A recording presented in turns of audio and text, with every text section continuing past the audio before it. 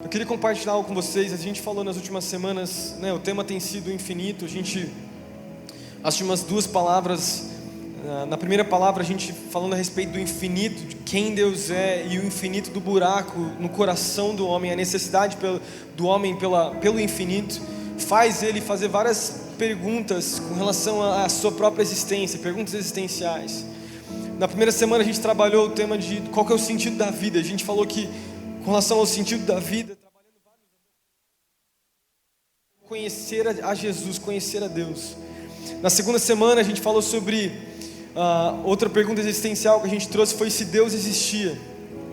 Semana passada a gente falou sobre isso. E a resposta que a gente trabalhou e que a gente disse foi sobre o simples fato dele existir. A gente deu algumas razões, mas o fato dele existir significa que ele nos ama, que ele, não que esse é o propósito de Jesus, mas é o sermos amados por ele. Isso nos satisfaz. E eu quero continuar essa mensagem.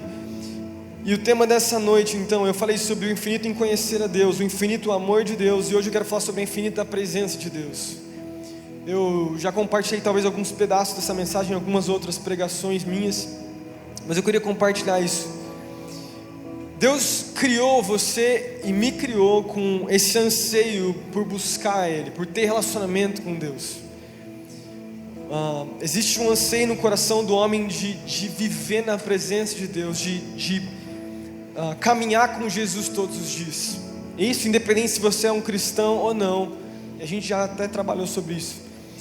Se nós formos olhar lá em Gênesis, no capítulo 1, quando Deus criou Adão e Eva, Gênesis capítulo 2 para ser mais específico, Deus os gerou, Deus criou Adão e Eva, e Ele criou eles num lugar perfeito, num lugar de intimidade. E naquele lugar de intimidade, a Bíblia diz que Deus ele caminhava com o homem. Alguns momentos do dia Deus descia, né? Deus deu alguns trabalhos para Adão e para Eva fazerem, viverem. E alguns momentos do dia Deus ele descia e ele tinha um relacionamento com o homem de forma pessoal, uma intimidade. E naquele lugar de perfeição, naquele lugar onde não existia pecado ou erro, Deus ele se relacionava com o homem. E a gente sabe que mesmo depois que o pecado vai entrar, e eu vou falar sobre isso nessa noite, eu e você, nós fomos gerados para também viver no Éden. Sabia disso? O Éden ele simboliza, né, o Éden ele é uma expressão do que vai ser na glória, com Deus, diante do trono de Deus. Tem toda uma simbologia, não vou falar sobre isso, mas ele é uma expressão. Depois tem o tabernáculo, tudo isso, onde nós temos acesso a Deus. O intuito é dizer que eu e você, nós somos gerados para caminhar como se fosse no Éden, tendo relacionamento com o Pai, se relacionando com Ele, vivendo com Ele. E agora voltando para o livro de Gênesis, a Bíblia vai dizer então, que depois que Adão e Eva estão caminhando com Ele, talvez a Bíblia não é específica com quanto tempo o pecado acontece, mas a gente sabe então, que tem um momento onde Eva, sendo enganada, né, pela serpente, a serpente vem e engana Eva, ela come do fruto, ela leva, traz para o seu esposo, para Adão, Adão come também. E a Bíblia diz então que o pecado entra na raça humana. Você conhece a história? Depois do pecado entrar, isso está em Gênesis capítulo 3, versículo 8. A Bíblia diz então que quando eles pecaram imediatamente, comendo do fruto do conhecimento do bem e do mal, algo acontece dentro deles. Eles ficam cientes do que eles estavam nus, né? E a Bíblia diz então que quando Deus ele desceu para conversar e para se relacionar, como ele tinha feito todos os dias da vida de Adão e de Eva, eles se esconderam de Deus. Gênesis capítulo 3, versículo 8 fala assim: ouvindo o homem e sua mulher os passos do Senhor Deus que andava pelo jardim quando soprava a brisa do dia, esconderam-se da presença do Senhor Deus entre as árvores do jardim. É impressionante como o pecado faz isso comigo e com você. Por toda a Bíblia, no Antigo e no Novo Testamento, a gente vai perceber que o pecado ele tem o poder, o significado dele é te separar de Deus. E foi exatamente isso que Adão e Eva viveram naquele momento. Percebendo que tinham pecado, o que eles fizeram foi se afastar de Deus e se esconder de Deus. De forma, lógico, eles decidiram viver isso, mas foi um resultado do pecado que eles tinham vivido. É impressionante, é isso que o pecado ele faz. Por quê? Porque o diabo ele veio para matar, roubar e destruir.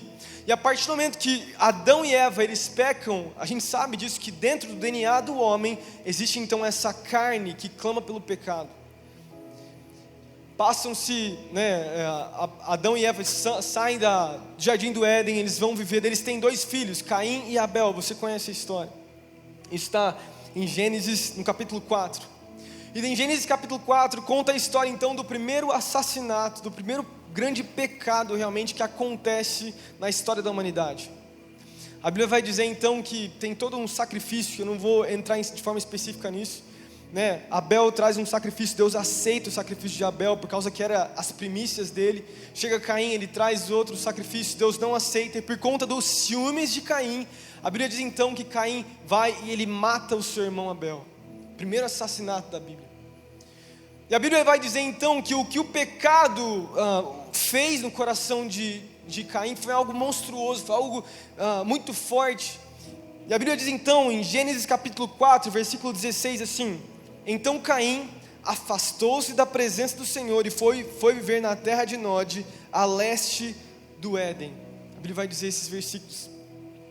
Depois de ele ter pecado, depois de Deus ter avisado ele sobre o pecado, ele de forma proposital vai e ele se afasta da presença de Deus. Ele vai para um lugar chamado Nod, na terra a leste do Éden, E se você pesquisar essa palavra chamada Nod no Antigo Testamento, o significado da palavra Nod é que é um andar sem sentido. Eu já trouxe algumas aplicações inclusive sobre isso, acho que até numa ministração no Internet, em alguns lugares. Mas eu quero mesmo assim que você se pegue a isso. Olha só, então o significado da palavra Nod é que é um andar sem sentido. E é ou não é verdade que todas as vezes que nós pecamos, nós nos separamos de Jesus, a gente fica num caminhar sem sentido? Todas as vezes que nós nos afastamos de Deus, todas as vezes que nós nos afastamos das pessoas que Deus colocou nas nossas vidas, nós entramos num caminhar sem sentido, a nossa vida fica vazia. A gente começa a caminhar sem rumo na nossa vida. E a gente tenta, para trazer direção para as nossas vidas, nós colocamos coisas, pessoas, nós colocamos objetivos de vida, nós colocamos faculdade, colocamos, vestibular. E a gente coloca essas coisas que são naturais no lugar do espiritual que é Deus, do eterno que é Deus, para tentar dar direção para as nossas vidas. Só que nós não conseguimos preencher. No final de tudo, essa coisa vazia não nos satisfaz e não traz sentido para a vida do homem. Por quê? Porque Deus, como eu falei antes, Deus ele nos criou para viver como se fosse no Éden, onde Ele caminhava e Ele falava com o homem. E Ele se relacionava com o homem, Ele tinha intimidade com o homem, Ele amava o homem e o homem o amava. Esse foi o objetivo de Deus. Apocalipse capítulo 21, do versículo 3 ao 5, fala assim: ouvi uma forte voz que vinha do trono. João falando isso, Agora o tabernáculo de Deus está com os homens, com os quais Ele viverá. Eles serão o seu povo, e o próprio Deus estará com eles, e será o seu Deus. Daí ele fala assim: Ele enxugará os seus olhos toda lágrima. Não haverá mais morte, nem tristeza, nem choro, nem dor, pois a antiga ordem já passou. Vamos só parar. João aqui está falando sobre a volta de Jesus. E é engraçado que de forma simbólica, quando nós estamos na presença de Deus, quando nós voltamos e retornamos para Deus, de alguma maneira, a gente vive como se estivesse no Éden. A gente experimenta um pouco do que nós vamos experimentar no céu. Porque na presença de Deus não há medo, não há tristeza, não há dor. Na presença de Deus, o sofrimento que nós vemos natural, ele começa, nós entendemos melhor, nós temos uma perspectiva melhor do que nós estamos vivendo. E Deus, Ele na sua perfeição, na sua infinidade, que a gente tem falado nessa mensagem, Ele nos faz entender todas as coisas, mas na presença dEle, tudo é completo. E essas coisas que nós vamos experimentar quando estivermos diante de Deus, lá no final dos tempos, quando Jesus voltar, a gente consegue experimentar um pouquinho aqui na terra, não de forma plena, porque nós nunca vamos conseguir experimentar de forma plena, mas de alguma maneira a gente consegue ter um pouco daquilo que Jesus ele vai fazer conosco. Isso não é lindo?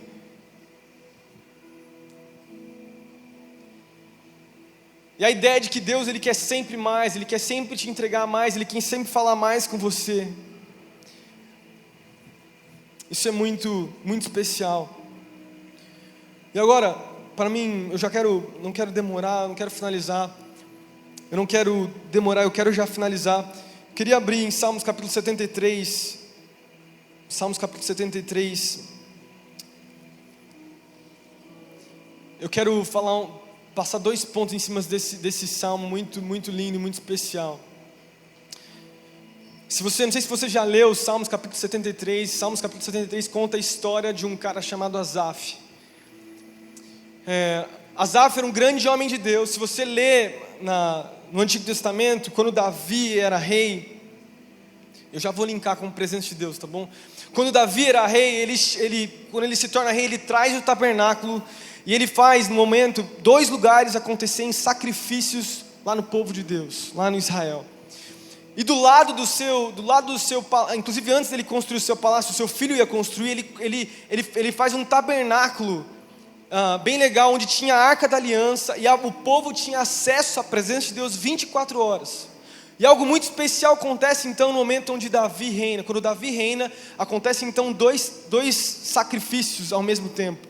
O povo que desejasse buscar a Deus de todo o coração, e vivesse de forma espontânea, e tivesse acesso à presença de Deus no tabernáculo, com o trono de Deus, poderia ir lá. E quem não quisesse, iria para Siló, que era um outro lugar onde tinha um outro tabernáculo. Enfim, Asaf era um dos homens que Davi estipulou, colocou como o líder da adoração, as 24 horas que acontecia sem cessar, lá na adoração no tabernáculo de Davi. E esse cara chamado Asaf, um homem de Deus, escreveu vários salmos, pelo menos aí quase 10 salmos que ele escreveu nesse livro. Ele deixa algo muito complexo nesse salmo. Não sei se você já leu esse salmo. Ele conta a história de como ele viveu, talvez alguns momentos da sua vida de forma muito, talvez complexa, sem compreender o que ele estava vivendo. Olha o que fala, Salmos capítulo 73, fala assim: certamente Deus é bom para Israel, para os que têm coração puro. Quanto a mim, quase tropecei. Meus pés escorregaram e eu quase caí, pois tive inveja dos orgulhosos quando vi prosperar, apesar das suas adversidades. Olha só, os primeiros 3 versículos desse salmo, Asaf começa exaltando a Deus, começa falando sobre o que ele estava vivendo, né? Certamente Deus é bom para Israel, certamente Deus é bom para aqueles que têm um coração puro. Daí ele chega no versículo 3, e ele fala, no versículo 2 ainda, né? Meus pés quase escorregaram, pois eu tive inveja dos orgulhosos. Daí ele continua, olha só, versículo 4: os ímpios então levam uma vida sem sofrimento e têm o corpo saudável e forte. Não enfrentam dificuldades, nem estão cheios de problemas como os demais. Ostentam orgulho como um colar de pedras preciosas e vestem-se de crueldade. Seus olhos cobiçam sempre mais e o coração vive cheio de más intenções. Zombam e falam somente maldades. Em seu orgulho ameaçam usar a violência. Falam, versículo 9, como se fossem donos do céu, e as suas palavras arrogantes percorrem a terra. Por isso o povo se volta para eles e bebe todas as suas palavras. Daí no versículo 3 ele fala assim: foi à toa que mantive meu coração puro? Foi em vão que agi de modo íntegro? O dia todo só enfrento problemas, cada manhã sou castigado.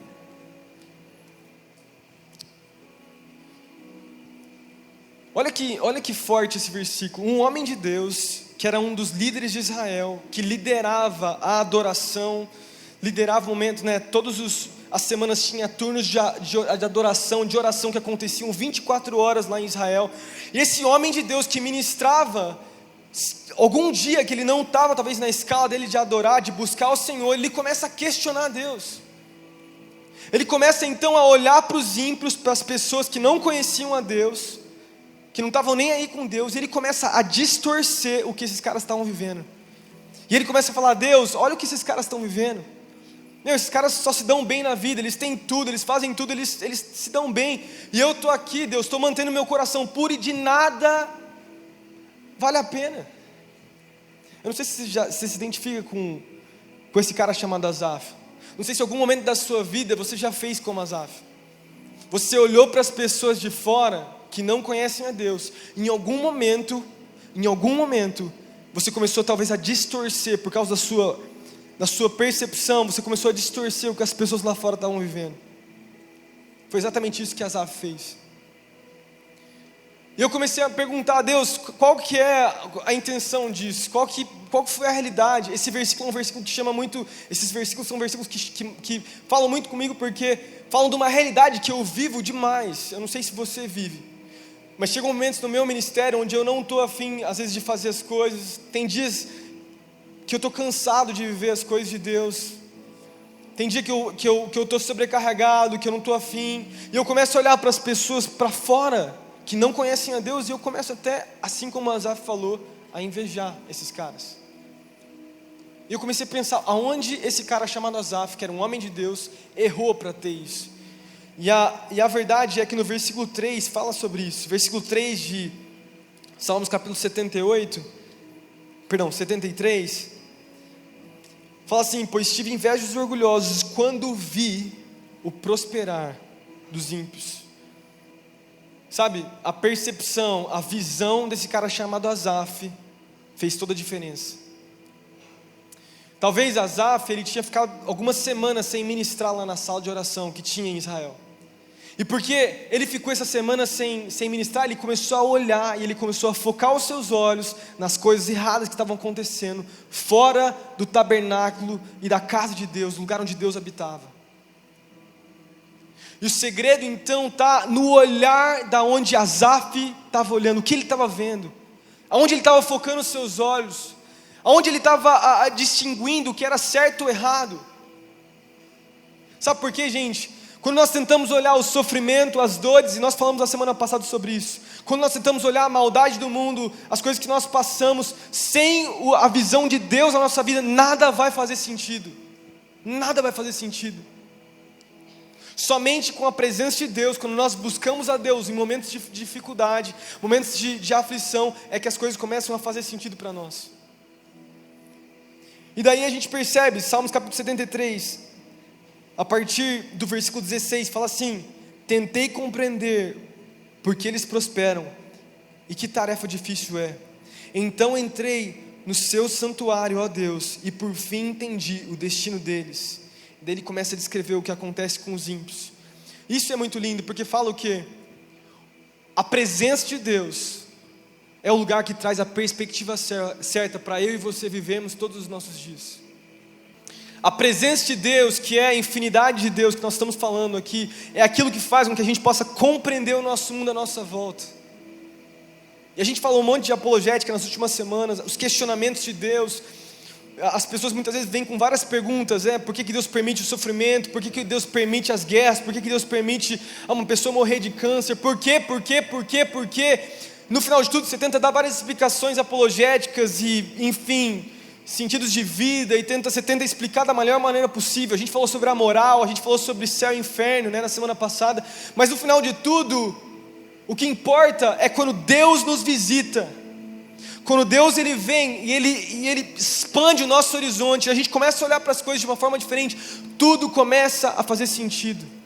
Enquanto a pessoa não olhar, mesmo para a Bíblia, como um livro de revelação, e só olhar como um livro de história ou ficção mesmo, ela nunca vai conseguir compreender Deus.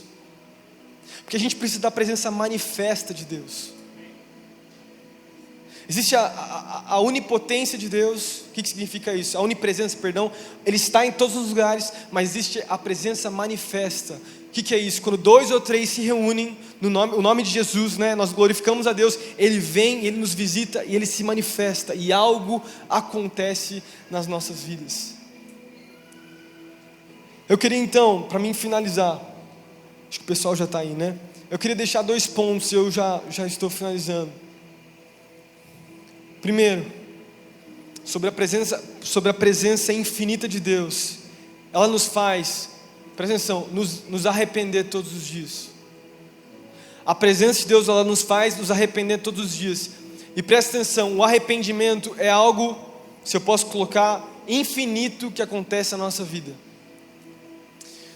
Por que eu falo que é infinito? Todos os dias nós precisamos nos arrepender. Todos os dias nós precisamos vir com o coração quebrantado e entendendo o que nós estamos vivendo.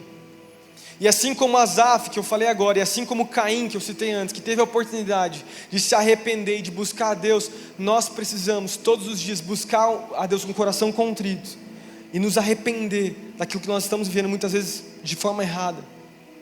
Sabe por quê? Porque Asaf, quando ele estava com a perspectiva errada, ele estava com o coração no lugar errado. Quando ele entrou na presença de Deus e ele entendeu quem ele era, entendeu o que Deus tinha para ele, uma revelação foi dada a ele, e um arrependimento de espírito bateu no coração de Asaf, e ele falou: eu tenho tudo na presença de Deus. Se arrepender não é só se sentir mal, se arrepender não é só confessar pecado, se arrepender tem a ver com uma mudança de direção. Assim como Caim foi para uma terra chamada Nod, que era uma terra de um andar sem sentido, eu e você, quando nós pecamos, assim como Caim pecou, nós precisamos olhar para o Rei dos Reis, olhar para Jesus, que é o nosso Senhor, e buscar direção nele.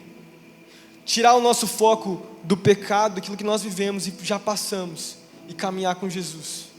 E não só confessar os nossos pecados, porque tem muitas pessoas, tem muitos adolescentes, muitas pessoas que muitas vezes a gente confessa o nosso pecado e a gente continua a viver as mesmas coisas. Nós nos sentimos mal, mas a gente volta a fazer aquilo que a gente vivia antes ou fazia antes. E o desejo do coração de Deus é que haja arrependimento. Tem muitas pessoas que acham que arrependimento é só para o dia da sua salvação. Você se arrepende quando você é salvo. Você aceita Jesus, então você se arrepende e a salvação está dentro de você. E nunca mais você tem que se arrepender. Mas isso é uma mentira. Porque todos nós, independente de quem nós somos, nós pecamos. A gente faz coisas erradas. E se a gente quer ter acesso a Deus na sua plenitude e entender quem Ele é, nós precisamos ter um coração contrito e buscar a Deus e nos arrepender. Eu creio que o nosso chamado ele vai ser pleno quando nós realmente nos arrependemos e deixarmos a presença de Deus se manifestar em nós, para que o verdadeiro chamado de Deus aconteça. Amém? E por último, alimente a fome de Deus que Ele mesmo te deu. Alimente a fome de Deus que Ele mesmo te deu. Existe uma fome no coração humano por palavra, por espírito e pelo corpo de Cristo. Existe. Todo mundo que é salvo, né, todo mundo que aceita Jesus pela primeira vez, existe esse desejo por essas três coisas: pela palavra de Deus, pelo Espírito de Deus e pelo corpo de Cristo. E nessas três coisas a presença de Deus habita. Você sabia disso? Você sabia que a presença de Deus está sobre todos nós, o corpo de Cristo? Você sabia que a presença de Deus está quando o Espírito Santo nos invade e ele se manifesta em nós? Sabia que a presença de Deus ela está também quando nós abrimos a nossa palavra, nós começamos a buscar a Deus e nos encher dele. E a realidade é, como eu falei no ponto, para mim já finalizar, é que existe uma fome dentro do coração humano. E nós podemos nos alimentar pela presença de Deus, ou nós podemos nos alimentar com outras coisas, e essa fome vai passar. Deixa eu dar um exemplo. Quando você era criança, tá? Eu tenho o Gessé, tenho meu filho lá. Tem lá, a gente faz o pratinho dele, tem o brócolis, tem os legumes, os vegetais, tem o arroz, o feijão, a carne. Quando a gente traz o pratinho dele, se ele olhar de longe e avistar de longe um chocolate, na hora ele vai querer jogar fora, não vai querer comer a comida. Se ele vê M&M's, então, som. Se ele vê M&M's, então, esquece, velho, o moleque é fissurado em chocolate. Se bem que ele gosta de verdura também, né? Legumes, vagem, ele aprendeu. Sabia que uma das primeiras palavras que ele aprendeu a falar foi vagem, gente? Vagem, sem brincadeira. E brócolis também, né? Enfim, tipo, papai, mamãe, carro, vagem. Que criança que aprende a falar vagem, né? Mas esse foi o Gessé. Enfim, voltando.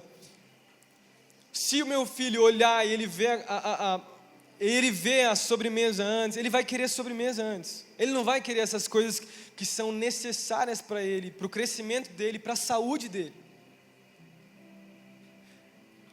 Então nós, como pais, nós colocamos, a gente até esconde, né, o doce, depois a gente dá para ele um pouquinho, de uma forma regulada, né? Mas ele come então, porque é necessário para ele, para o crescimento dele, para que ele cresça.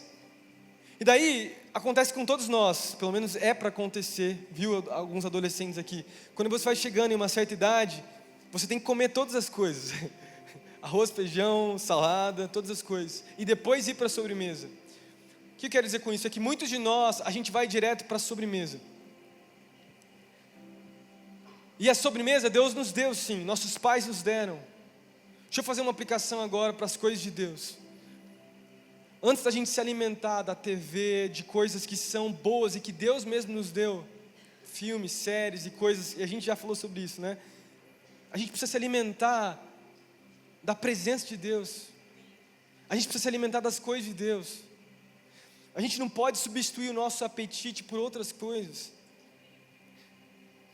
Se eu substituir o tempo da presença de Deus com outras porcarias, que inclusive Deus me deu de presente, o meu apetite vai mudar. Se eu substituir a oração por um tempo na TV, por tempo, sei lá, indo na internet, coisas do tipo, meu apetite vai mudar. Se eu substituir meu tempo com o corpo de Cristo, um sábado à noite, né, um tempo com Deus, com, sei lá, sair com os meus amigos, bem no momento onde era para eu estar na igreja, meu apetite vai mudar. E quando o meu apetite muda, a minha fome por Deus se torna um dever e não um prazer. Quando o meu apetite pelas coisas do mundo se torna mais importante do que o apetite das coisas de Deus, o prazer se torna dever e eu vivo uma religião morta. E a presença de Deus, ela perde valor para mim, e eu me alimento só porque eu preciso me alimentar. É como se o Pai me obrigasse a eu comer as coisas que eu preciso comer. E eu não consigo mais entender. E eu não cresço. E maturidade não acontece na minha vida. Os lugares onde Deus quer me levar não acontecem. Porque o desejo de Deus é que eu cresça.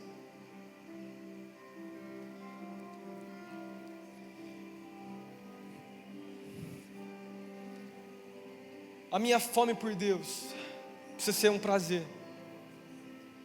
A minha fome por Jesus precisa ser o meu melhor lugar, meu lugar seguro, meu lugar secreto, o lugar onde eu encontro o sentido da minha vida. Feche seus olhos comigo, eu já estou finalizando.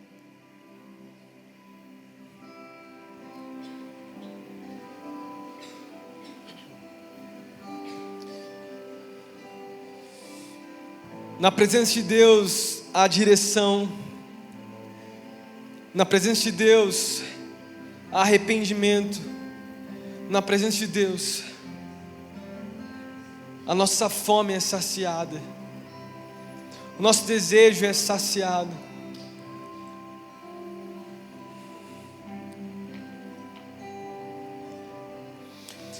Deus tem nos chamado para um lugar mais profundo. A presença de Deus, ela é um lugar de infinidade, é um lugar infinito. O que eu quero dizer com isso? Na presença de Deus nós não somos plenamente satisfeitos, sempre há algo mais. A gente falou sobre isso na primeira palavra, que eu conheço na segunda-feira, não é suficiente para eu conhecer na terça, não é suficiente para eu me conhecer na quarta, porque Deus sempre tem uma porção nova da sua presença, Deus sempre tem algo novo para se revelar a nós. Por quê? Porque a presença de Deus, ela é infinita, e o desejo pelo infinito está dentro do coração do homem. Existe um desejo pelo infinito, e Deus está hoje à noite te falando. Ele tem uma direção para você. Você talvez tenha buscado em lugares errados a direção. Talvez você tenha vivido nesse lugar chamado Nod, que é um lugar de andar sem sentido, um lugar de viver sem sentido. Deus, Ele quer trazer sentido para você. A presença de Jesus é a única coisa que vai satisfazer o teu desejo por viver. Tantas pessoas com depressão, desesperadas pelo que estão vivendo, morrendo dentro de si, não morrendo naturalmente, às vezes até naturalmente, mas morrendo na alma, angustiadas, tristes, infelizes, porque têm buscado direções naquilo que não traz direção, porque têm buscado a infinidade naquilo que é finito.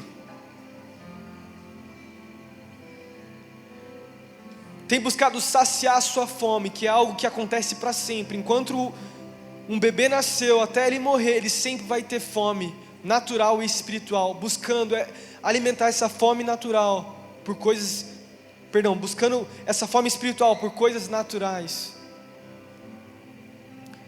Deus, essa noite Ele quer te encontrar com a sua presença. A gente tem buscado o Senhor, a gente cantou sobre a sede, a fome.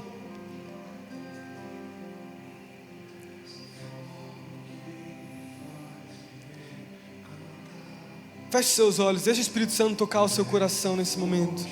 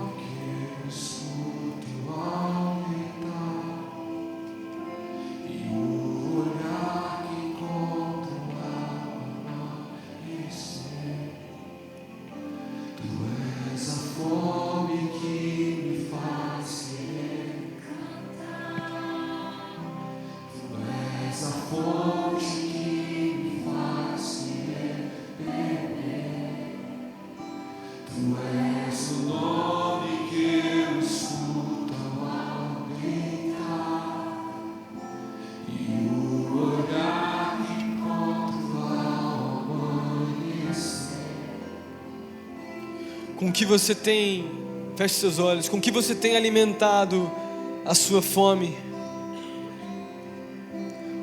O que tem sido o seu apetite nesses últimos dias? O que tem saciado o desejo do seu coração?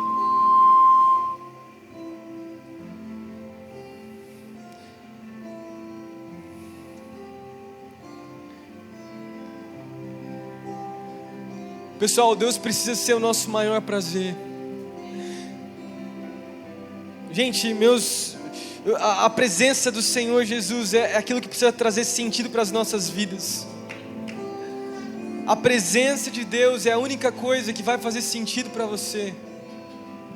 E é a única coisa que vai alimentar profundamente a sua vida. Talvez você tenha se relacionado com Deus e tenha sido isso. Você tem trocado, e de tanto trocar a sua fome por Deus, por coisas naturais, o seu apetite pelas coisas espirituais não tem mais acontecido. Você não tem tido mais prazer, você não tem tido mais, você não tem mais buscado ao Senhor.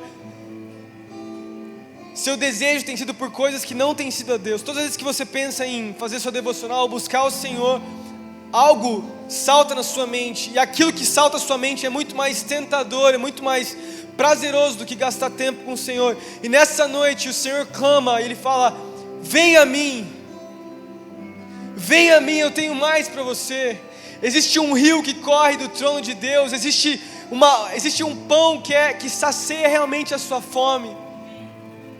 Essa fome insaciável, Deus Ele quer saciar com a sua presença. E nesse momento o Espírito Santo está nesse lugar. Eu queria que agora, queria que você tivesse a liberdade de se ajoelhar, de ter um tempo com o Senhor. A presença de Deus ela vai vir aqui. Eu tenho plena convicção no meu coração de que existe uma mudança de apetite que vai vir sobre todos nós hoje aqui. Sabe por quê? Porque é uma realidade que todos nós lutamos, independente de quem você é. Eu luto todos os dias. Tem dia que eu estou cansado, que eu estou sobrecarregado, que eu não estou afim. Deus Ele quer nesses dias despertar uma fome. E você precisa clamar por essa fome nessa hora. É você e Deus. Você vai dizer: ó minha alma, busque ao Senhor, louve ao Senhor, ó minha alma. Você vai gerar um apetite no seu coração. Feche seus olhos. Se você quiser se ajoelhar, se você quiser ter um tempo com o Senhor agora, a gente vai fazer o nosso coração, e a gente vai voltar o nosso coração ao Senhor agora. E você vai orar: Deus, gera fome no meu coração. Jesus, gera sede em mim pela Tua presença. Eu quero beber dos Teus rios. Deus, eu quero me alimentar da Tua presença, Jesus. Tu és a única coisa que satisfaz a minha vida. Deixa o Espírito Santo ministrar o seu coração agora.